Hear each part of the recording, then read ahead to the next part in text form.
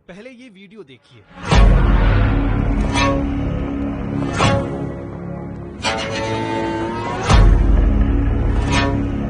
4096 kilometre लंबे Bharat Bangladesh border पर कुछ इस अंदाज में ड्रग तस्करी होती है। हमें सोर्स ने बताया कि भारत में बनने वाली खांसी के इस सिरप की तस्करी होती है। वहाँ मुस्लिम आबादी नशे के लिए शराब से परहेज करती है। वहाँ के लोग फेंसिडिल पीकर नशा करते हैं, इसलिए डिमांड ज्यादा होती है। भारत में खांसी के सिरप की 100 ml वाली बोतल की कीमत 150 रुपए। तस्कर बांग्लादेश में इसे 1500 रुपए से लेकर 2000 रुपए तक में बेच रहे हैं। इतना ही नहीं, यहाँ चरस गांजे की भी तस्करी होती है।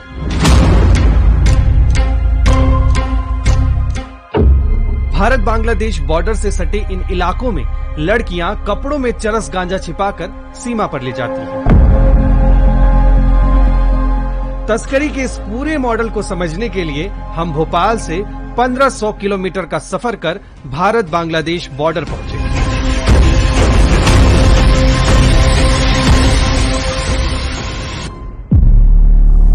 मुर्शिदाबाद के जालंगी गांव से महज 2 किलोमीटर दूर है बांग्लादेश। जालंगी की लोकेशन और जियोग्राफी के चलते ही ये तस्करी का अड्डा बन चुका है।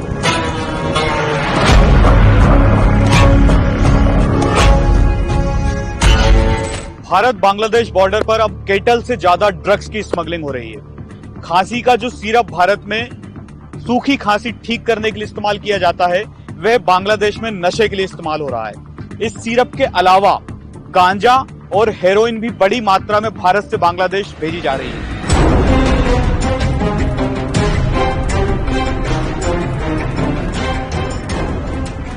पद्मा नदी के दोनों तरफ जूट और केले की खेती होती है।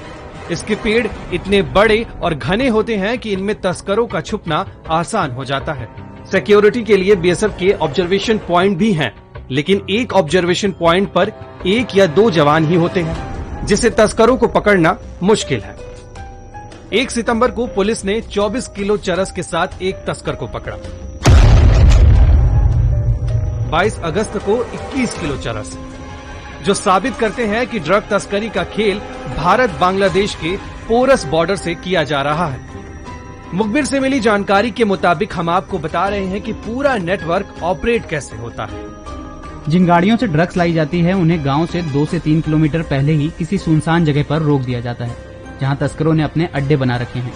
यहां माल स्टोर होता है और फिर अलग अलग लोगों में बांट दिया जाता है। किसी एक शख्स को पूरा माल नहीं दिया जाता। खेतों में काम करने वाले मजदूर बॉर्डर तक माल ले जाते हैं, वहीं महिलाएं भी कपड़े में छिपाकर पैकेट ले जाती हैं। दूसरी तरफ खड़े आदमी को पैकेट फेंक कर दिया जाता है। इसके साथ ही पुलिस और बीएसएफ से बचने के लिए ये लोग बाइक के टायरों में गांजा छिपा कर ले जाते हैं। ऐसे कई रास्ते हैं जहां से बाइक बॉर्डर क्रॉस कर सकती है। खेत में मजदूर को दिन भर काम करने पर 300 रुपए मिलते हैं, लेकिन ड्रग्स का एक पैकेट पहुंचाने पर 500 से 700 रुपए तक मिल जाते हैं। गांजा भी दोगुनी कीमत में बेचा जाता है।